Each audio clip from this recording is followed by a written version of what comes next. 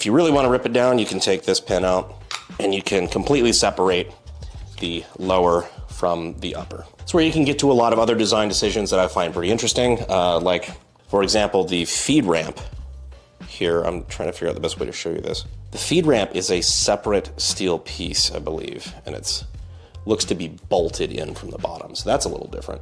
Not sure if that's because it's a wear part or exactly what is going on there. But speaking of wear parts, we also have our brass deflector in the rear, which is also a removable, replaceable piece, which is interesting. Another interesting thing I wanted to point out too is that it seems as though the piston, the short stroke piston up front, it's kind of hard to see on camera, but in person you can clearly see that it's hitting off center, which I guess it really doesn't matter, but I thought it was worth pointing out. So reassemble, we take our bolt carrier here, put our piston back in, stick it into the gun, throw that in like so. There we go.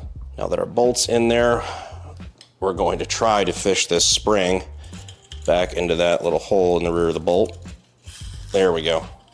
You kind of have to take this tab and push it up under in this little groove, and then it fits back in its little spot there. And just to show you how self-contained this is, I'm going to be using this side charging handle here. It doesn't need the use of a buffer tube like a standard AR-15. So now we're going to stick our lower back on, push that in,